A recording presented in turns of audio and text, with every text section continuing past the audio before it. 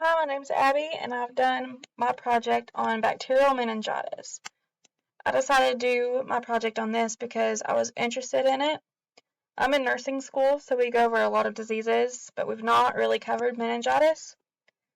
So I was really interested to see how it affects people and the symptoms of it.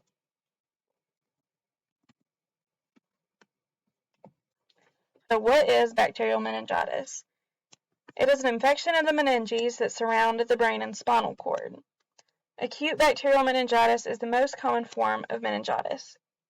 80% of all cases are bacterial. This disease can be life-threatening due to the fact it causes the tissues around the brain to swell, which interferes with blood flow. What causes you to be sick? There are several different types of bacteria that can cause meningitis. These include Streptococcus pneumonia, Group B Streptococcus,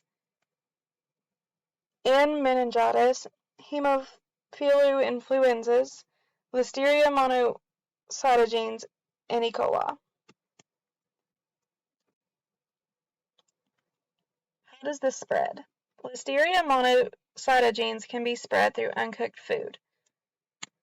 Group B streptococcus is passed to babies during childbirth. Group B strep is something that lives naturally in our body that moms can pass to babies if they do not get proper antibiotics during their pregnancy. H. influenzae, M. tuberculosis, and S. pneumonia is spread through coughing or sneezing while in close contact with others. Being in close contact means like being in prison together or roommates, being around someone for a long time. N. meningitis is spread through sharing respiratory or throat secretions like kissing, saliva, or living in close places together. Risk factors for getting sick. So what makes you more susceptible to getting this disease? So some people that are more at risk would include babies because they have the possibility of getting it at childbirth through their mom.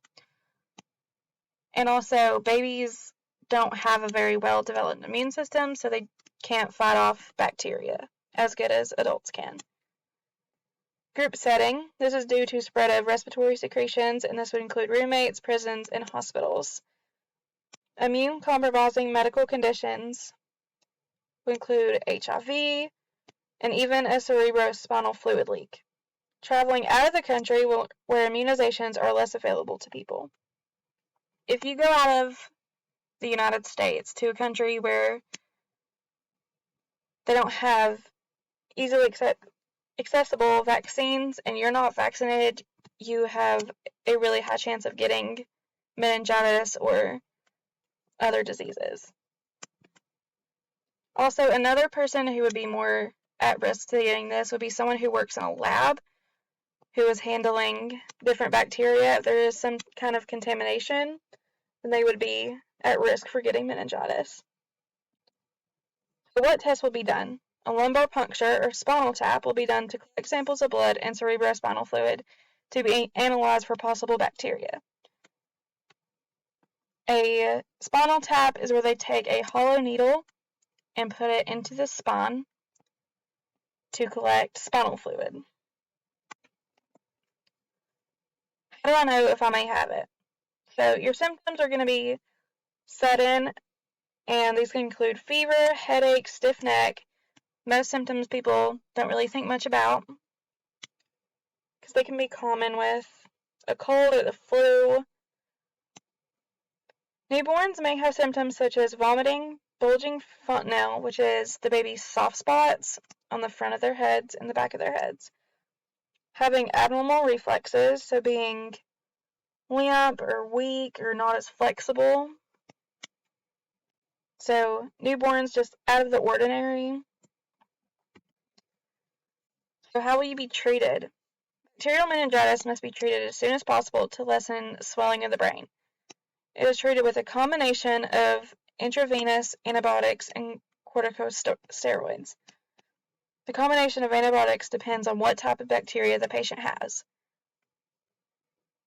So if someone has the E. coli bacteria, they will not be treated the same as someone who has group B strep bacteria. So the antibiotic combination depends on the specific type of bacteria that has made you get meningitis. How can I prevent getting meningitis? The vaccinations are the most effective way to prevent getting sick. Meningococcal vaccines protect against N. meningitis. Pneumococcal vaccines help protect against S. pneumonia. Haemophilus influenza serotype B or HIB vaccines help protect against HIB. So there's no other way to prevent from getting this because we don't know what type of bacteria other people may have that you're around close contact with. So vaccines are the most important thing that you need to prevent from getting this. So what is the impact of people on people? Bacterial meningitis is a serious disease that can lead to death. Some people can die as little as a few hours, but most people can recover with the combination of antibiotics if they're treated quick enough. The people who do recover can have permanent disabilities like hearing loss, brain damage, learning disabilities, and this would be caused by the swelling of the brain and the lessened blood flow. And the number one way to prevent this disease is vaccinations and early treatment. I put that on there twice just to reemphasize how important it is to make sure that you have the correct vaccines. And if you have any of the symptoms, you need to go ahead to the hospital and go get treated or go get tested so you can get proper antibiotics. When I was researching this, I didn't realize that people could die within a couple of hours. And that's pretty scary because the symptoms, some of the early symptoms seem like, oh, I just have a cold with the fever, stiff neck, headache. But in all reality, it could be meningitis. So if you're around someone that you know may have certain bacteria that can lead to this and you start feeling bad, the best thing to do would be go to the hospital and go get tested. And these are my resources. So yeah, this was a really interesting subject to research and learn about, especially going into my second year of nursing school where we learn more about diseases like this. So I had fun researching it.